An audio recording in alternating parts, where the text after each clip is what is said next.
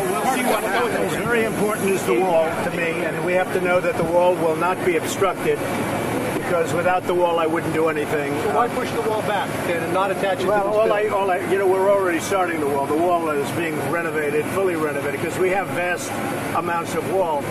The wall is being fully renovated right now, as you know, and also we're doing samples of the new wall. We have 4 of them being built right now, and they're under construction. What do you say to people and then calling you Amnesty Dawn? Then we'll make a decision as to which one we want to use. We pretty much have a pretty good idea. But we are looking for extreme border security and surveillance, everything else. We also have to get the wall. It doesn't have to be here, but they can't obstruct the wall, whether it's in a budget or something else, when we're ready for the fund. What citizenship for dreamers over time? No, we're not looking at citizenship. We're not looking at amnesty. We're looking at allowing people to stay here. We're working with everybody, Republican. We're working with Democrat. I just spoke with Paul Ryan. He's on board. Everybody's on board. They want to do something. We're not talking about amnesty. We're talking about taking care of people that were brought here, people that have done a good job and were not brought here of their own volition. But very importantly, what we want, we have to have a wall. If the wall is going to be obstructed, when we need the funds at a little bit later date, we'll be determining how much we need. Then we're not doing anything. What do you say, Mr. President, to Steve King, who says that your promises can't be believed? And what do you say to Senator Charles Grassley, who said you undercut what he's doing in the Judiciary Committee by talking with Pelosi and Schumer last night about all this? You know, what we're doing is we're doing it in conjunction with the Republicans. We have a very, very good relationship with a lot of people. A lot of people want this to happen. They expect it to happen. And we'll see if it happens. But we'll only do it if we get extreme security, if we get not only surveillance, but everything that goes along with surveillance. And ultimately, we have to have the wall. If we don't have the wall, we're doing nothing. Why did the Democrats say there was a deal at dinner?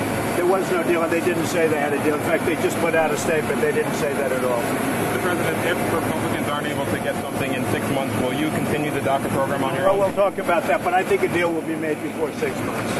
So no relief for DACA recipients unless you get the wall? Is that what you're saying? The wall, at some point, they're going to have to. They cannot obstruct the wall. The wall, to me, is vital. If I don't get the wall, then we will become the obstruction. What has to come first, wall?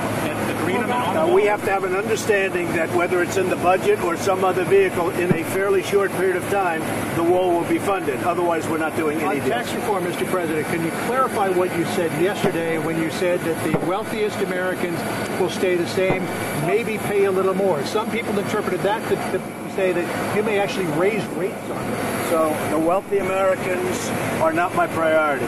My priority are people in the middle class, and that's where we're giving the big tax reduction to. It's about the middle class, and it's about jobs, and it's about bringing jobs back to the country, bringing back the companies back, so that companies can get a reduction. Right now, we're paying the highest tax rate in the world.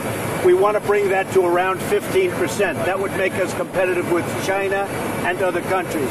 So my priority is bringing companies back, bringing money back into the country. There's trillions of dollars outside of our country that we could bring back, but the taxes don't allow it to happen. But would you raise rates? Just so you understand, my priority is jobs. Very simple.